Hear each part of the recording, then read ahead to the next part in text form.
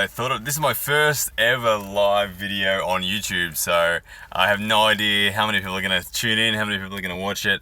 Either way, this is pretty cool. First time live on YouTube. As you'll see from the title of this video, it's all about arm wrestling Q&A in terms of training methods and all sort of stuff, because I get a lot of people shooting me messages, whether it's directly here on YouTube, through Instagram, through Facebook. A lot of people send me messages about arm wrestling training, and I don't often have the ability to get back to each and every one of you. So I wanted to start this sort of series. I want to do it sort of once a week. Today I've done it on Facebook, Instagram, and now on YouTube. So I don't know which one's going to be best for it, but I'm probably going to end up only doing it on the one. But anyway, we're here, we're on YouTube, and we're doing a live video. So yeah, let's see if I get any live viewers at all. But anyway, I've got a few pre-prepared questions that people have been sending me in. So if you have any questions, send them through whilst we're talking. But what I'll do is I'll kick it off by answering a couple of the questions that I've had sent into me in recent times that I can now answer for you. So the first question that I'm going to answer is, how often after a tournament should you be back into training? And assuming that you're really sore after a tournament. And so that's an easy answer for me, and for me it's straight away. Like, I had the Australian national titles on the weekend and on the Saturday, and on Sunday I was back into training, arm wrestling specific. I trained on Monday, had table time, Tuesday trained in the gym, Wednesday today I've got more table time. So for me there is no training stop, there's no break from training. Every single day of my life I'm doing some form of arm wrestling training.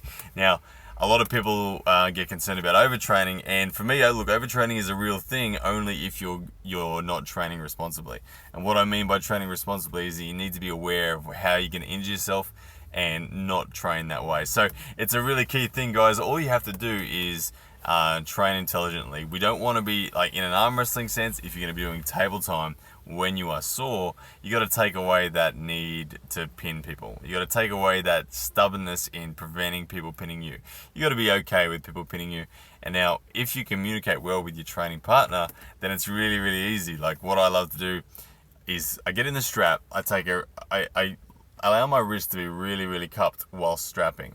I get my opponent to do the same thing, and the strap really locks your cup in and it makes you really super connected. And then we just add lat and back pressure through there, and just gently, slowly ramp up the pressure. And again, no one's trying to pin each other. Now, this form of training is awesome for rehabilitation. It makes your connective tissue feel a lot healthier, even after you've just had a real significant tournament and you're really sore or something like that. So it's pretty easy to train that way, and there's a couple of benefits to it. Not only are you getting great rehabilitation, but in my opinion, you actually learn more about arm wrestling when you are training that way as well. So because you get to experience a whole lot of different angles and all that sort of stuff. Guys, thank you for tuning in. I'm seeing a few people start to come on live now. The reason is that we're doing this one is it's a Q&A. So if you do have any questions, shoot them through. But me answering that first question was all about how soon should you be training after a tournament, and the easy answer is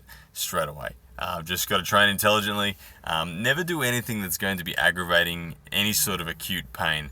For me, it's always about training in such a way that I just sort of go to the edge of aggravation. I'm never going to go significantly into aggravating pain. It's always just nice and light, and being able to feel the edge of any sort of connective tissue soreness that you've got. And that, to me, is the best and most the fastest way to be rehabilitating. All right, guys, so second question that I've got is to do with what allocation do I place in training in terms of priorities between fingers, hand, wrist, static hold, side pressure, arm power in general, hand power in general, all that sort of stuff. Now, for me to answer that question, it's all about understanding, like, that arm wrestling is a combat sport. It's not a strength sport. Unlike powerlifting or other strength sports where you're taking on the same object every time, arm wrestling is a combat sport. We're taking on a real life human, and I've never gripped two arm wrestlers on the planet who feel the same. So because of that, we can't prepare just for one specific thing. We have to be ready to be able to move to any number of different angles at any one time. So what this translates to is that arm wrestling training is a really windy path. There is no one set routine that is going to take you to the top of arm wrestling. You've got to be willing to adapt. Now, what you need to add for one particular opponent to be able to get past them is going to be different to what you need to add to get past another. All right, I got a question coming in from Dank Memes down there in South Australia, I think it is, mate. I will answer that question for you in a second.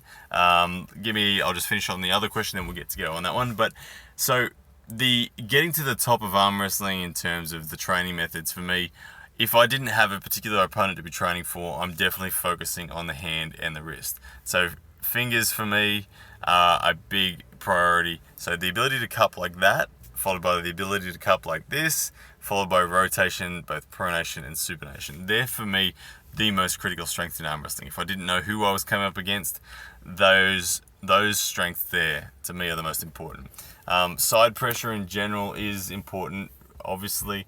A lot of integrity needs to happen on the inner elbow for that to really come into play. And I think the more time you spend on the table, the more time you're going to be conditioned to that. But easily said for me, guys, the priority is cupping like that, followed by this, followed by rotation. Now, I got to get familiar with this. There we go. All right, I got the comment back up. So from Dank Memes, what do you recommend 2 to 3 times a week, high volume, or doing the same exercise or low volume 5 to 6 times a week? Thanks for that question, man. In answer to that, I train every day. The sort of level of resistance that I train with, I don't go particularly heavy. About once every 3 months, I like to test myself out on a heavy respect to see what I'm capable of, to see if there's any progression. But from day to day, if it's not table time, for me, it's light to medium reps and of all the different various angles of the hand. I don't tend to count my reps. I don't tend to track anything. What I do personally, and what I'd recommend that's worked for me, is just set up your training station. So you've got a progression. It might be from plate cupping to pronation to supination to a static hold in the hand. Set up your progression and literally just rotate through those progressions for a time period. Like you might set yourself an hour that you're going to train for, and I literally in an hour will just pick an angle. I'll work as hard as I can on that angle till I cannot take it. Lactic acid is so high on that angle that it's time for me to change. So as soon as that lactic acid is at that level, I just change from cupping to supination. I then take that angle as far as I can in terms of lactic acid threshold, then I hit pronation. And what you're going to find as you train like this is that over time, your lactic acid tolerance in your hand really, really goes through the roof. I'm a believer that you don't need to go particularly heavy. There's obviously more reasons for injury when you go particularly heavy as well. There's way more chance that you're going to injure, particularly when we're talking about things like rotation. And if you're doing wrist rise or something like that, the connective tissue and the ligaments in our wrist are quite small. So if you're going heavy, there's always big risk of spraining your wrist or big chances of actually causing some sort of injury. So it's always a nasty thing going heavy when you're talking about hand and wrist exercises. So for me, I would recommend every day, lighter weights, more repetitions, and just work till lactic acid becomes unbearable and then change from there. But always remembering that arm wrestling is a windy path, and there's so many different ways to train. That's one of the beauties about arm wrestling, is that you can become an elite level arm wrestler in your garage at home. There's not many sports on the planet that you can do that. So arm wrestling, one of the best sports for that reason. But any other questions, guys? Shoot them through. If you do have any questions about how you train or how I train, what I recommend, anything like that, then shoot it through and I will answer it for you. But I have to say, whilst I'm waiting for some questions, I've got to say thank you to you guys. I've got a bunch of people on here now. I think I've got 4 people live at the moment. So this is my first live ever on YouTube. So thank you for even logging in and watching. YouTube for me is a new space that I'm getting used to. So I definitely want to make this a regular thing, because like I said, I get a lot of questions sent through to me, particularly on Facebook Messenger, from arm wrestlers all around the world, and I often just don't have the time to write a written response back to people about their questions. So I'm going to try to make this a regular thing where I jump on and do a bit of a live Q&A about arm wrestling training and that. So thank you for you guys tuning in. And so yeah, please send through your questions and I'll answer them for you right away. But anyway, guys, whilst I'm waiting for some questions to come through, I'll talk about my match with Danny Tesh on the weekend. I had obviously the Australian Nationals. It was pretty awesome. I had a great time. I was really happy with my result, even though I didn't get the win. I had a really good match with Danny. It was a match that could have gone either way. When I look back and analyse the match now, I can see things that I could have changed, that could have potentially changed the outcome. So for me, you're either winning or you're learning, and I definitely learned plenty when I go back and analyse that match. And Danny, he's such a gentleman in the sport and a worthy champion, so full of respect. And yeah, that guy definitely is an awesome arm wrestler and ambassador for the sport as well. So Danny Tesh was awesome. I tell you, my match with Jordan Davis, I got a win over Jordan Davis on the right and on the left. The left was a little unfortunate. Jordan, the match was locked in what was going to be a battle, and we actually, I won the match on a double elbow foul from Jordan, which was a really small elbow foul too, so it was a real pity because it was an awesome match. But on the right, I managed to pin Jordan pretty quickly, so that was good. I got a little bit of a revenge back from the WAL qualifier earlier in the year, so that was cool to get past Jordan. But that guy has some serious hand control. I'll tell you what, there's no one in Australia that quite has a hand like Jordan Davis. He's got the longest fingers on the planet. And he took my wrist, but I kind of flop hooked to be able to get the pin against Jordan. So guys, send through your questions. If you've got any more questions for me, send them through. And the sort of questions, anything about specifically arm wrestling training, how you guys train, because I'm keen to hear how you guys train as well, because I know there's a lot of people out there who train in a lot of different ways. How often you go heavy, how often you go light, all that sort of stuff is pretty relevant, and we all do it very differently. Like, I know that Danny Tesh trains very differently to the way that I train or the way that Jordan Davis trains. Jordan and I obviously train in a very similar fashion. We spent a good 2 years training almost every day together, and through that's a lot of where the bulk of the progress that both Jordan and I made in the sport happened is through 2 years of continuous table time. So we became very instinctive on the table in that time, and I think that instinctiveness on the table is a really critical thing when it comes to your overall ability in the sport. I think mastery is something that is often underestimated. I think all too often people focus simply on strength and forget about the mastery. Like, if I could change anything about my game, I would prefer to be more aware than to be stronger right now. So I remember when I saw a interview with John Brzenk once, they asked John what was his best weapon in the sport, and he said his best weapon was awareness and his ability to grip anyone on the planet and know exactly what they want to do and where they want to go. Obviously, John Brzenk is tremendously strong as well, but from the horse's mouth, his number one weapon was awareness. So the ability to take away people's access to power and deny their own access to their own strength is something that comes through awareness. So I would encourage people to seek awareness in the sport first and foremost, and trust that strength will come. I actually think that strength is the easy part of the sport. Just time in the sport, time in the gym will result in strength and conditioning. That's inevitable. But one thing that isn't inevitable is mastery and understanding and the ability to really read the sport back to front.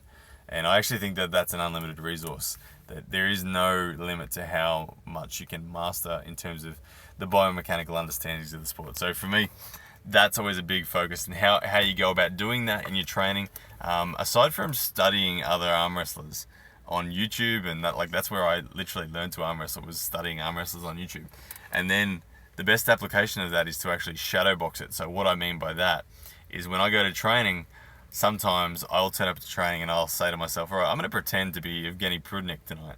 I'm going to pretend to be Devin Larratt. I'm going to pretend to be John, whoever it might be. And the reason I'll do that is I'll grip up in such a way, even though I may not feel particularly strong in that that sense. What it does for me is that I get to experience all those different angles, and I'll ask myself the question, why does Evgeny Prudnik go to this angle? What benefits does he get by going to here? And you'll feel the sort of opportunities that Evgeny Prudnik feels. So for me, pick all of the arm wrestlers on the planet that have a similar sort of biomechanical length in arm and hand to you, and go from there and experience what they experience. All right, another question.